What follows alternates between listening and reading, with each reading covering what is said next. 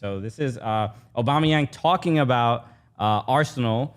I'm assuming he is in Barcelona when this is. Looks like he's in a hotel room. Right. So here goes.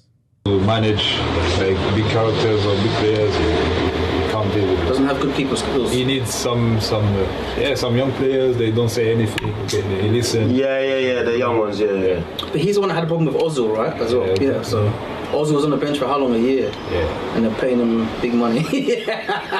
Who do you think out of these young? To manage. Okay, so there it is. Aubameyang saying the exact quote was talking about Arteta. He says big characters and big players, he can't deal with it. He needs some young players who don't say anything. Obviously referring to his management style and how he handles players and things like that. Which I'm gonna sit here and say, nah, man, maybe it's just you, bro.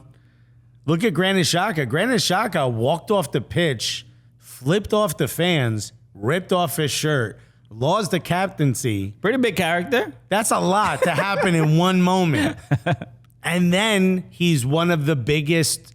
He's one of the best.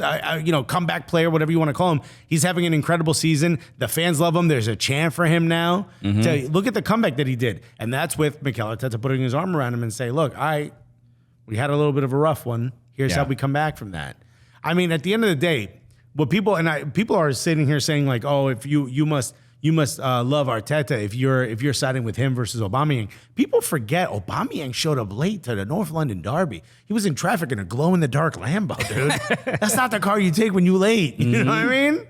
Like, people forget that he has to go to Paris to see his mother. This is what we are told. Right. He was given permission, and this is what came up in the All or Nothing documentary. He has to get permission to go to Paris, and then, I believe it was Paris, and then stay there longer, or Barcelona, and then stayed wherever he went. He stayed there after the date that he was told he had to come back.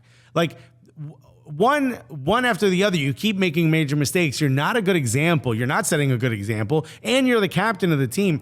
At that point, you've got something has to be done. You didn't handle being sat very well, and now look at it, you're gone. And also, why are we as Arsenal fans? We're top of the league, bro. We've won 8 out of 9, and we're sitting here arguing about Chelsea striker.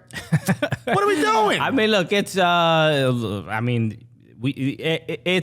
it's English media. There's no way you're not talking about this, right? So it's even Arsenal fans. They're gonna have an opinion on their players, on former players. So it's I think it's perfect. I think it's a perfectly good thing to debate. Look, Aubameyang did respond. He put out this tweet this morning, Monday, October 10th. He says he's aware there's a video that was recorded just after I arrived at Barca. At the time, I still had a lot of bad feelings in me. Arsenal are doing great things this season, and I wish all my old guys well, just not on November 6th. Now, full-on focus on tomorrow. Obviously, November 6th is when they'll be playing against Chelsea. Will be playing against Arsenal. When Chelsea loses to Arsenal, it's going to be a tough one. But this is like a political little hit piece. You drop the thing before a big game. This is how you sell. I mean, it's a little too early. I'm just saying. Yeah, this is how you sell the tickets. This is entertaining. It's all good. You need a little drama, bro. But you hear this sentiment, and when I see something like this, I'm like, oh, this is how he really feels, right? His opinion on Arteta has not changed even one bit. Media speak gone. Of course. This is how I feel. So that point in particular, like that Arteta can't handle big characters or big personalities. It doesn't seem super accurate. It's obviously coming from a lot. Can I be honest? That doesn't seem that far off, to be honest with you. He's a young manager. Okay. So odds are he doesn't have the man management skills yet to deal with really big characters. I would venture to say Aubameyang isn't a big character.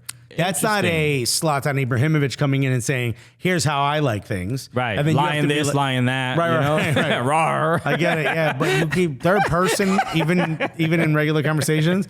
But like, he's not a big character. Aubameyang is just a prick. Okay. You know what I mean? I'm not saying that to be like a dick. Like, he seems like a great guy other than that. But you're showing up late. You're kind of disrespecting the club. So I wouldn't say he's a prick. Maybe he's like a little just irresponsible, a little negligent. A prick is like someone you don't really want to like be around or talk to. No, a prick meaning like it's about me, not a club. I can do whatever I want because I'm the scorer. Yeah, I wouldn't.